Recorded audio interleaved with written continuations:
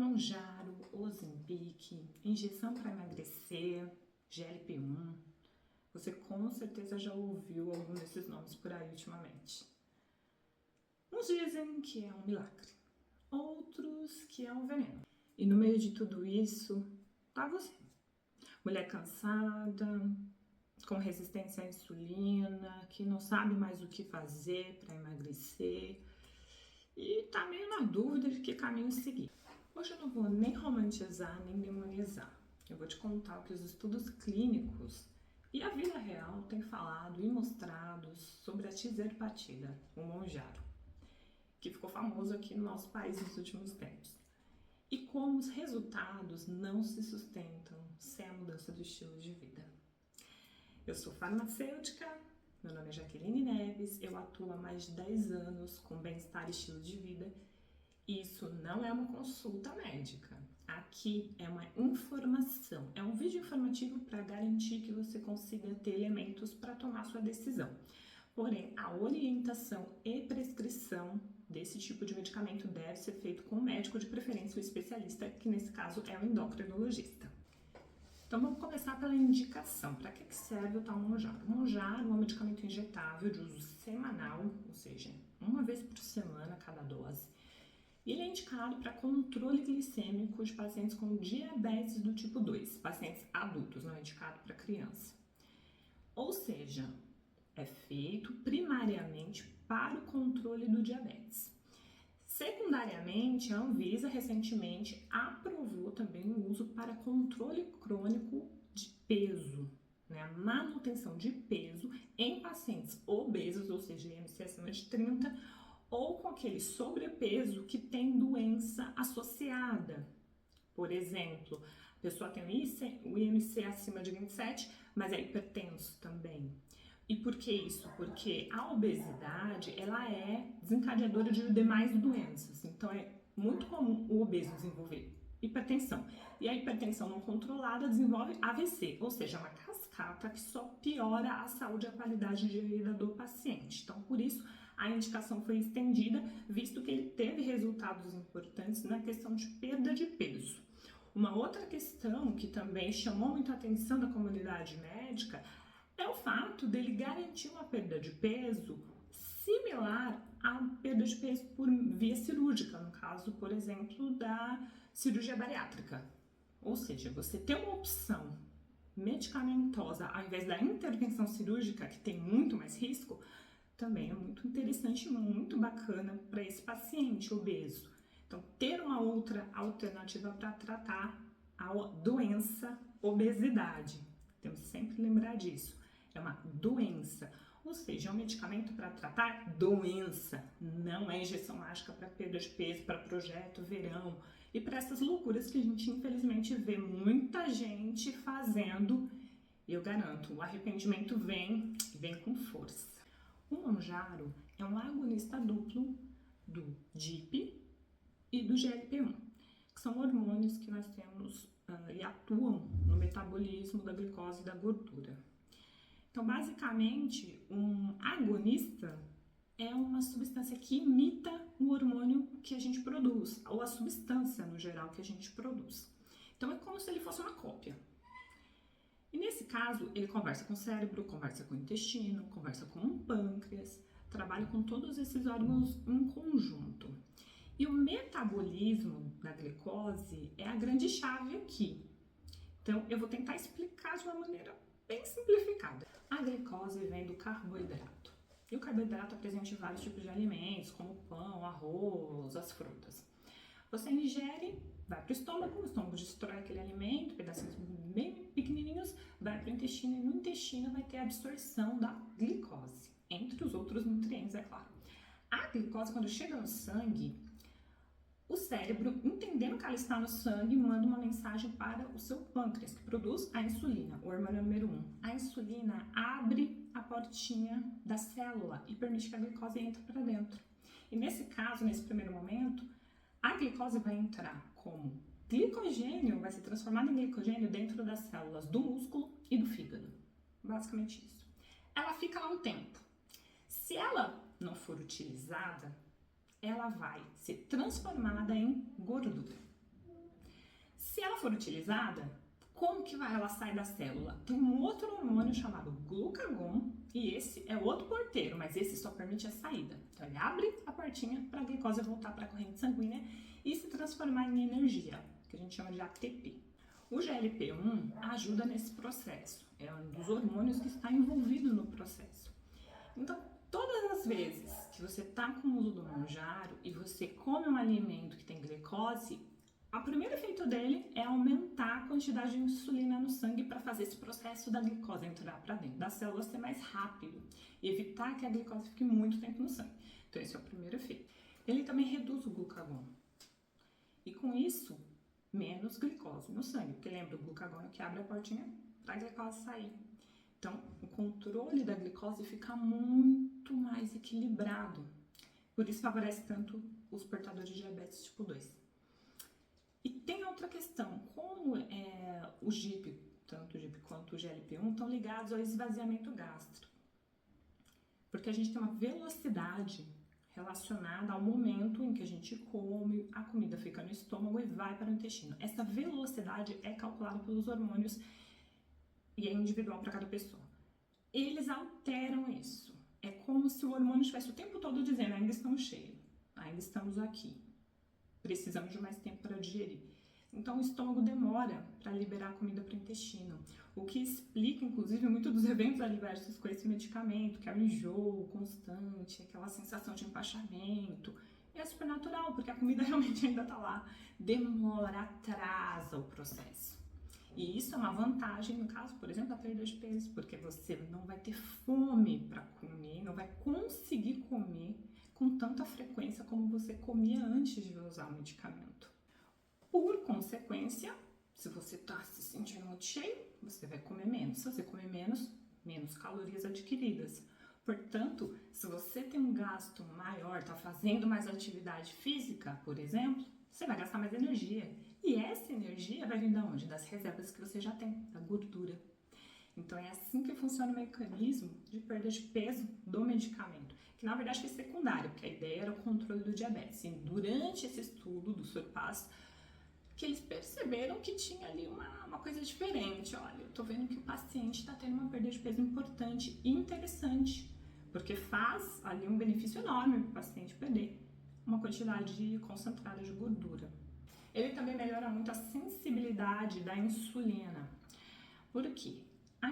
A diabetes tipo 2, ela acontece quando a sua insulina não é mais aceita pela célula. A célula não aceita mais que você coloque a chavinha ali e abre a porta. Fala, não, aqui não mais.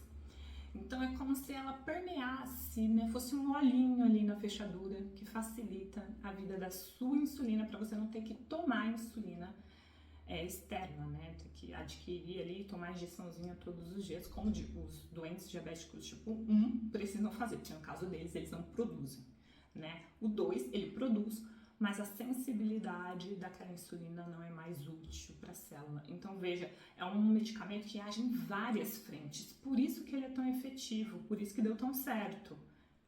Então, o estudo de aprovação desse medicamento, que foi o que liberou ele para o mercado, o SURPASS, foi um estudo direcionado para pacientes com diabetes tipo 2, porque essa era a primeira indicação do medicamento. Então, foram 5 grupos diferentes, o medicamento combinado com outros medicamentos de paradiabetes e somente ele isolado nas doses 2,5, 5 e 10 miligramas e sempre combinado com exercício físico e dieta. Todos os braços, tá? Nenhum grupo ficou só tomando a injeção. Todos tiveram essas combinações.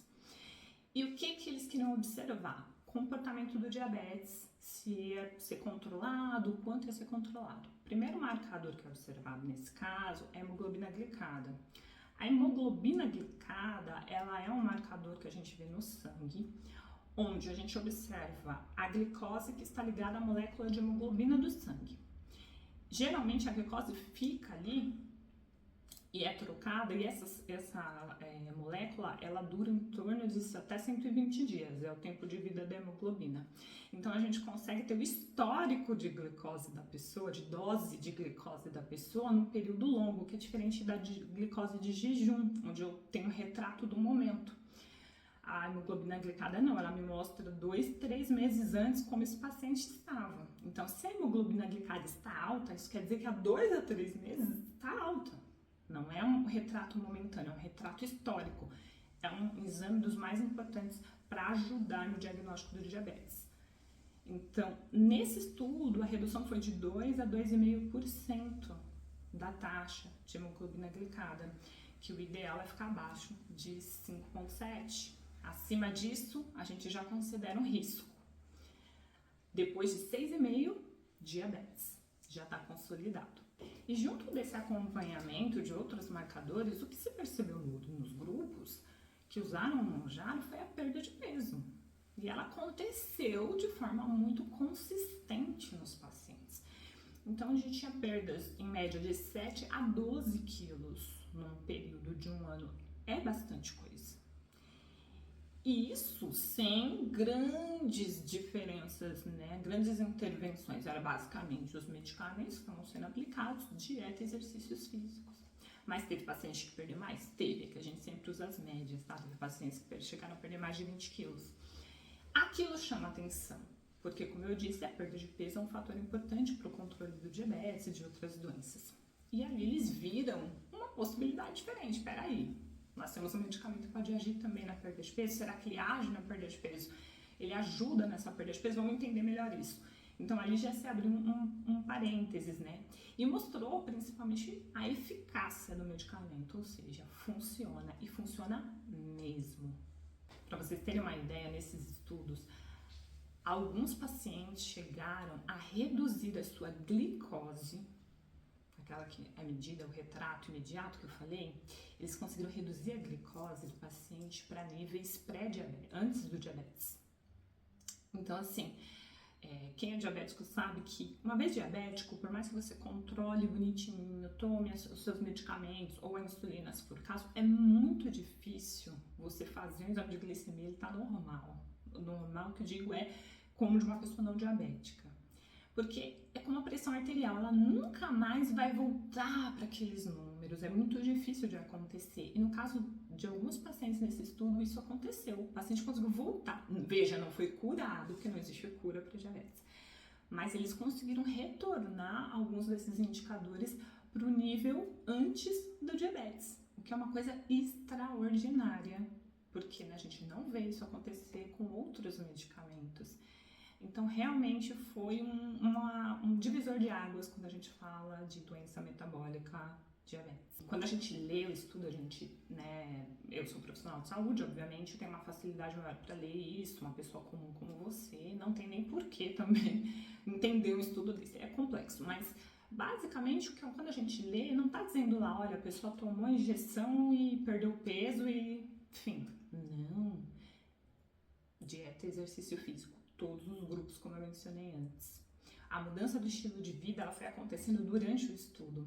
Então, as pessoas foram reaprendendo a comer, aprendendo a impor o exercício físico, né, nas suas vidas, a rotina da atividade física.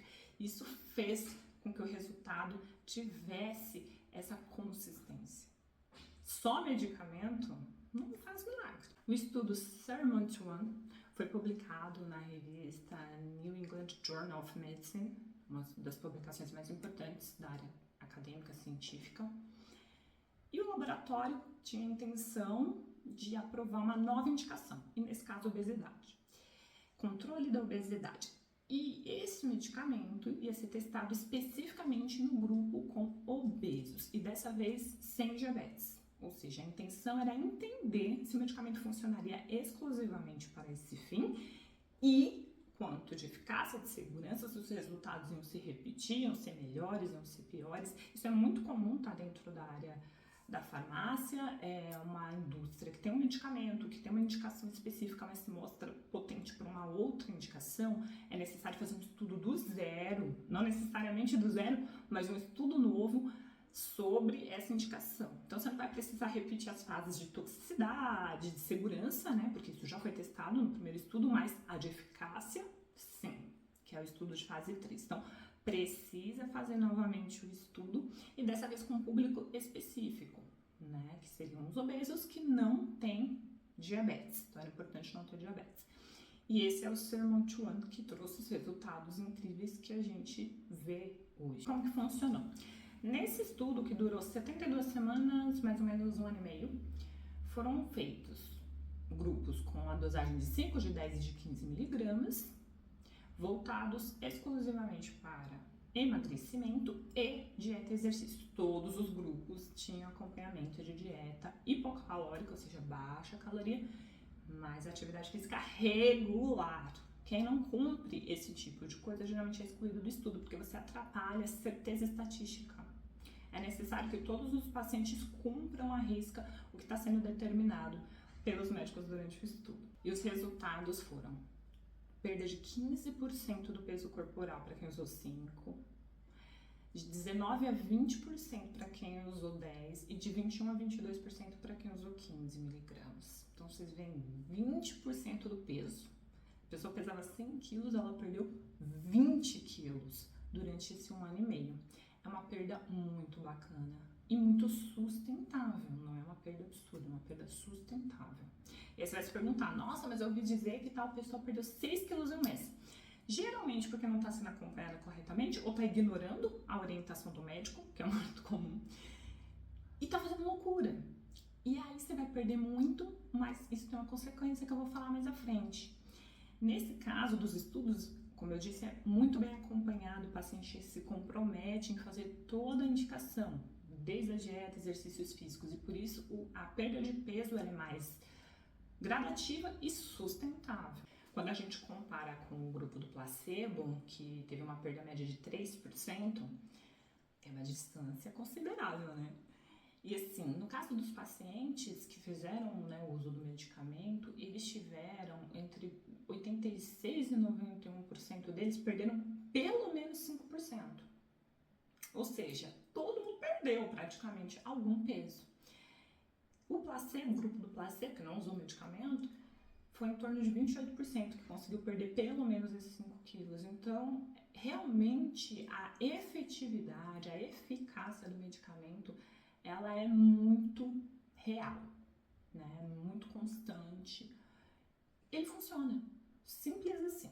No estudo do Sarmont, as pessoas fizeram uso e foram acompanhadas ainda 12 meses após a interrupção do uso do medicamento. Porque no caso do controle de peso, eles queriam observar como as pessoas se sairiam depois de parar de utilizar.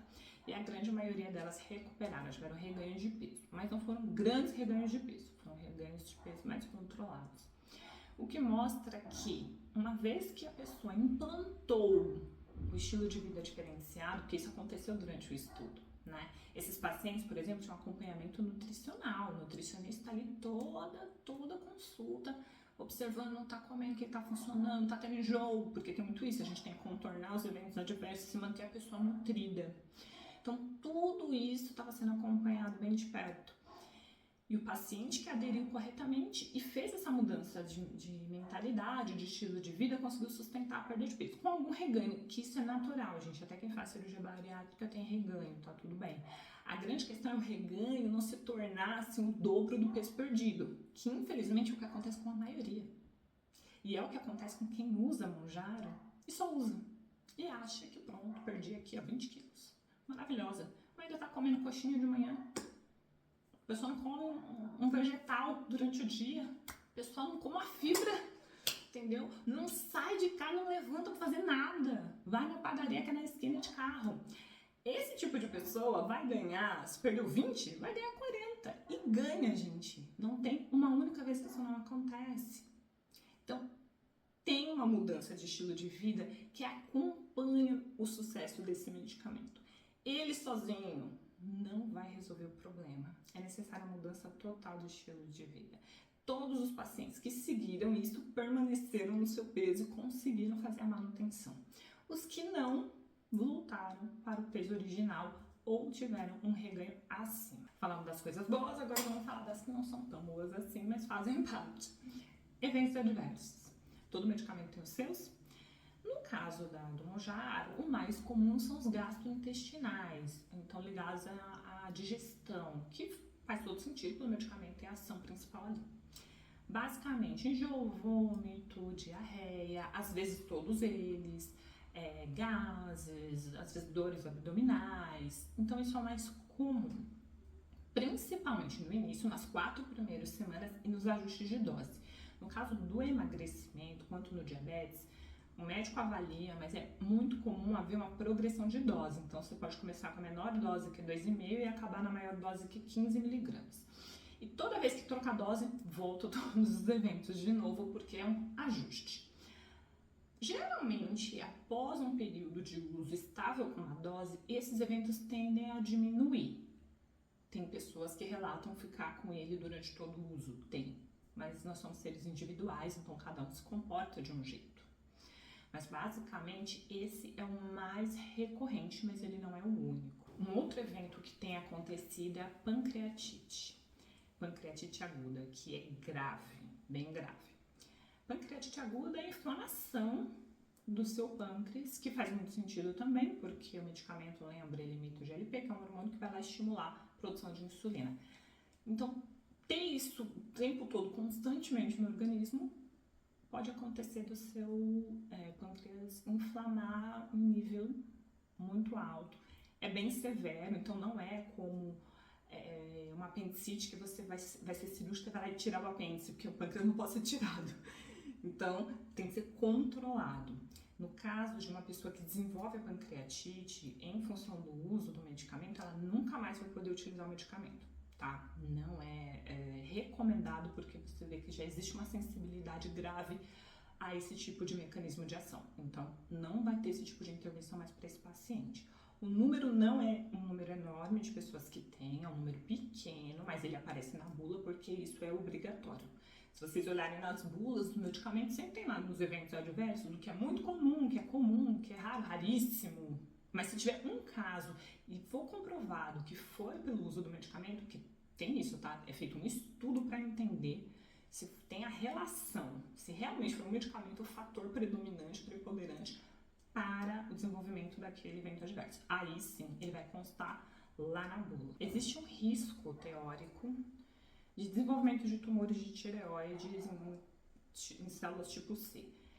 Por que é risco teórico? Porque isso só aconteceu nos testes em animais, que é um teste que a gente chama de pré-clínico. Lá a gente verifica a segurança, a toxicidade do medicamento, se ele pode causar eventos adversos graves, que podem colocar em risco a vida, a qualidade de vida do paciente. Isso tudo é testado em animal, a gente não testa em pessoas. Por isso que usar o termo cobaia em seres humanos é totalmente errado. Cobaia é o animal. E aqui não estamos discutindo se é justo ou não fazer com o animal. A questão é que ou a gente faz com o animal ou faz com as pessoas. No momento não temos uma terceira alternativa. Então, nos animais houve uma incidência baixa, bem baixa, mas houve. E como houve, isso é documentado. E vai para a bula como risco teórico. Então, pessoas que têm histórico de câncer de tireoide na família já não tem uma indicação a fazer uso desse medicamento, porque pode acontecer da pessoa desenvolver. Pode, né? Mas não houve casos entre os humanos, participantes do estudo, foi só uma questão dentro ali do estudo pré-clínico, mas para vocês verem como a ciência tenta cercar por todos os lados. Se houve um caso lá entre os animais, mesmo que não tenha acontecido reproduzir entre os humanos, vamos colocar essa informação na bula porque é importante. Se você tem um histórico na sua família, é uma coisa para se discutir com o endocrinologista antes de sair tomando medicamento. Também tem um evento adverso ligado à vesícula biliar, então foi notado em alguns pacientes o aumento de cálculo na vesícula e também da inflamação da vesícula ali, enfim. Então, também são órgãos todos adjacentes, não é uma coisa absurda, mas também números muito pequenininhos, mas de novo, é um evento possível, por isso sempre vai constar na bula. Gastroparésia, você sabe o que é isso? Esse nome feio é para falar basicamente do refluxo que gera broncoaspiração. O que é refluxo? É quando o alimento que está no estômago volta e quando ele volta aqui, ó, pela sua laringe, ele acaba passando para a faringe, que é um outro canal onde entra o ar. E aí ele desce para dentro dos brônquios e pode causar inflamação pulmonar.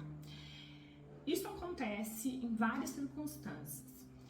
Pessoas que têm refluxo, inclusive, são recomendadas a não comer próximo da hora de dormir ou a reclinar, né, o travesseiro para evitar justamente que isso aconteça. Então, é um evento comum. E você já deve ter ouvido falar de médicos que estão pedindo para as pessoas suspenderem o uso do Monjaro antes de fazer cirurgias. E tem a ver com isso, porque durante a anestesia, o paciente sendo operado ali, imagina, você está anestesia geral, tá apagado. Você pode fazer uma broncoaspiração durante a cirurgia. Então, às vezes o médico tá, sei lá, colocando silicone, né? Uma coisa totalmente aleatória, mas você faz uma broncoaspiração e isso pode te causar um risco grave de vida durante a cirurgia. Então, por segurança, os médicos cirurgiões que precisam fazer uma cirurgia com uma anestesia geral ou com uma sedação mais forte, onde você vai ficar totalmente apagado, vão pedir, se você está fazendo uso, você vai ter que deixar de fazer uso, geralmente 2 semanas antes, você já tem que interromper para ter segurança de que os efeitos vão estar reduzidos, tá? Porque lembra que é uma dose por semana, ele demora, gente, para diminuir a metade da dose dele 7 dias. Então, se você for dosar o sangue 3 dias depois, ainda a dose está lá inteirona. Só depois de 7 dias que o 15 vai estar 7,5. Então, por isso tem todo esse esquema de segurança. E também aquele risco que é comum em todos os medicamentos que tratam diabetes, que é hipoglicemia, que é a queda brusca da glicose. Com o Monjaro não é diferente, então tem essa questão sendo assistida, ter esse cuidado, mas principalmente pela questão da não ingestão alimentar. E aqui vai entrar um outro evento adverso também muito comum, esse comum que está acontecendo com os usuários, que é desnutrição. Porque lembra, fica difícil comer, você não tem fome, você está enjoado, você está com ânsia de vômito, você não quer comer. Quando a gente está nesse estado, a gente não quer comer mesmo. Então é ótimo, vai perder peso, mas a perda de peso não pode custar o funcionamento do seu corpo, você precisa comer. Então, de novo, atendimento multidisciplinar, adequar a alimentação para que você não fique desnutrido no processo. E isso não é ficar tomando suplemento, porque o suplemento tem atraso de absorção do mesmo jeito. Então, assim, não é se entupir de cápsulas.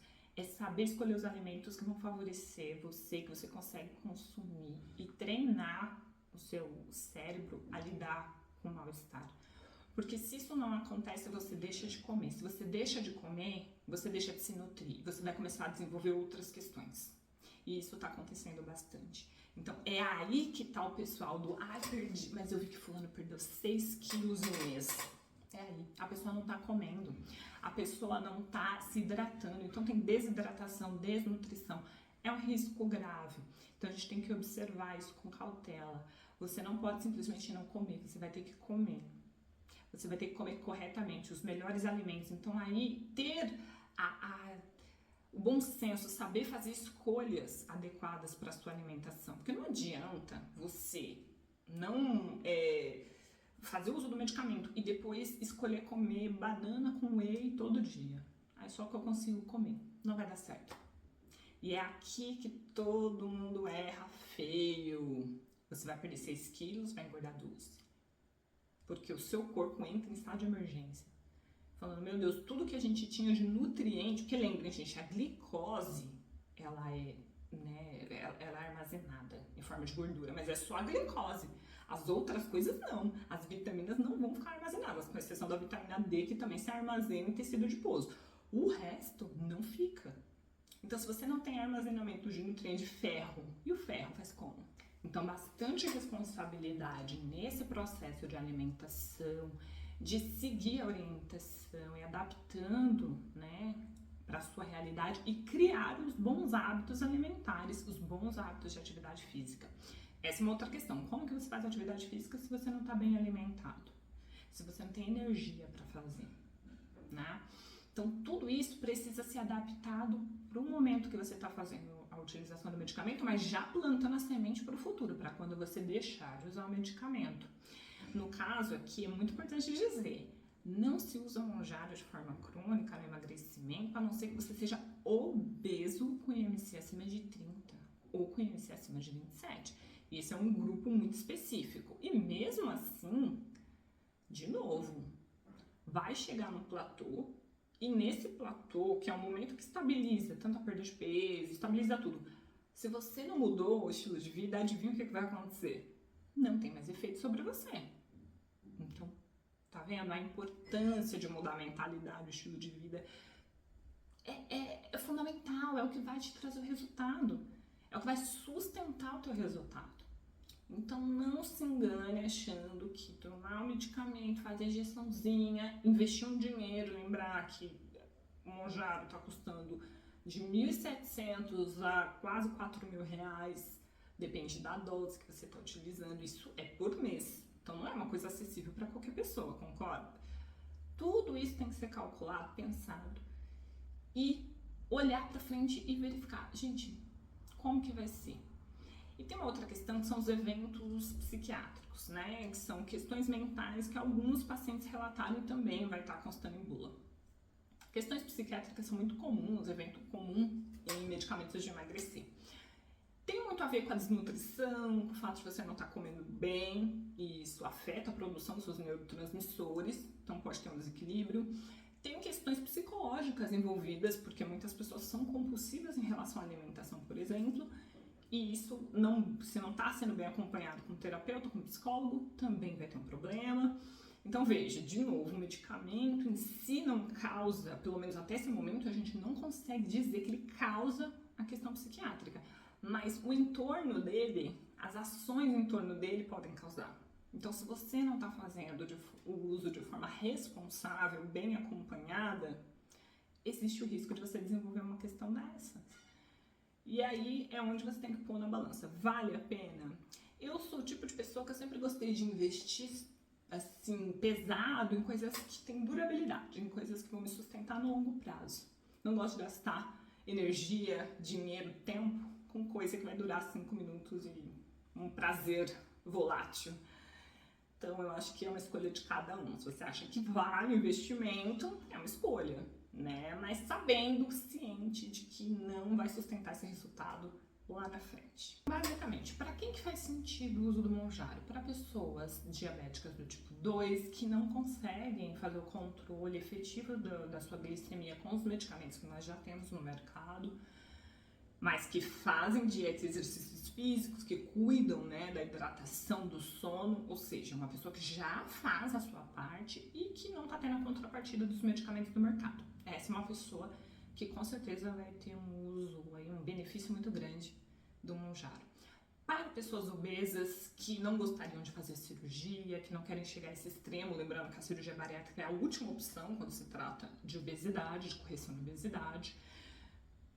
E, de novo, querem muito fazer a perda de peso o suficiente para mudar o estilo de vida, sustentar esse processo durante o uso e, se for o caso de descontinuar, conseguir manter esse estilo de vida para garantir os seus benefícios. Essas são as pessoas candidatas a fazer um uso de Mounjaro.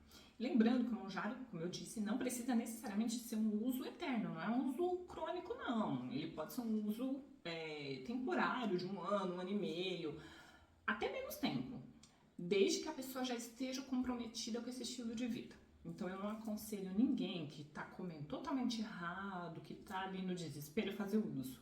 Primeiro, vai mudar o seu estilo de vida. Se você tiver há 1 ano sustentando bem o seu estilo de vida e quiser dar uma acelerada na sua perda de peso, é uma ferramenta que eu acho que é muito útil e válida. Senta com o endocrinologista e discute com ele. O próprio médico vai ficar feliz de ver que você já está engajada numa mudança de estilo de vida e que você quer só acelerar um pouco o processo. Tenho certeza que a maioria deles vai acompanhar com alegria e vai te ajudar nesse processo. Mas usar como projeto verão, vou perder 5 quilinhos, ai não, que eu quero perder peso rápido sem fazer esforço. Gente, de verdade, tem preço. O preço é o reganho, e o reganho é sempre superior à perda, sempre. Tem as questões dos eventos adversos, como eu descrevi, riscos que você está colocando no seu corpo sem necessidade, porque você não tem necessidade de usar um medicamento desse, é só uma correção do estilo de vida suficiente. Questões psicológicas, custo financeiro, que é grande. E a própria decepção, porque eu acho que não deve ter nada mais triste do que você investir, sei lá, 15 mil reais nesse processo ou mais, perder o peso, ficar magrinha e nossa, tô maravilhosa. Passa 1 ano, tu tá mais peso do que tava antes, infeliz, se sentindo frustrada, se sentindo derrotada, se sentindo a pessoa mais incompetente do mundo, mas porque você quer ir para o caminho mais complicado, em vez de ir para o mais simples, que é a mudança. A mudança não é fácil, gente, viver não é fácil. Nós temos que ser adultos, entender que mudar é o que faz a gente estar vivo. Quem não muda vai morrendo pelo caminho. E o morrer, entenda, não é literal. É um morrer espiritual, é da alma, né? Você fica sem perspectiva. Então, estejam abertos para a mudança, porque mudar faz parte do nosso processo de vida. E ele é importante para a nossa evolução. Então, confiem nisso, confiem no seu processo. Saibam que vão ter os momentos, vão ter as escorregadas. Eu já tive as minhas. Gente, é totalmente normal. E é legal a gente olhar para trás e falar, nossa, já passei por isso, passei por aquilo, mas consegui. Então, essa satisfação você só vai ter se você realmente se aplicar de verdade no processo. Então, vamos resumir. O Monjaro é um medicamento indicado para diabetes tipo 2, para o controle da glicose e também para o controle de peso para obesos, pessoas acima do IMC 30 ou com IMC acima de 27 com alguma doença, uma comorbidade. Ele atua basicamente na saciedade, né, retardando o esvaziamento gástrico, ajuda a insulina, aumenta a quantidade de insulina, a permeação da insulina. Então, é um medicamento que atua em várias frentes diferentes. É extremamente efetivo, mas tem grandes eventos adversos, alguns bem importantes, como a pancreatite aguda, que é um evento adverso grave, além de uma possibilidade de gerar algum tipo de tumor de tireoide. É um medicamento que funciona bem quando trabalhado junto com a mudança do estilo de vida.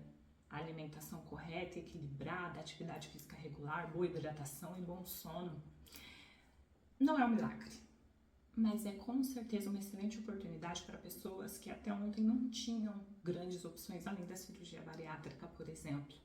E pessoas que, por mais que o estilo de vida já estivesse mudado, não conseguiam fazer um controle de diabetes efetivo. Então é uma droga que veio para ajudar, mas a gente também precisa se ajudar. Esse vídeo aqui foi para ajudar vocês a entenderem melhor, na linguagem de vocês, como que funciona esse tipo de medicamento. Os prós e os contras. Eu particularmente gosto da opção, porque eu nunca fui muito a favor da cirurgia bariátrica, eu acho que é uma situação extrema para o último caso.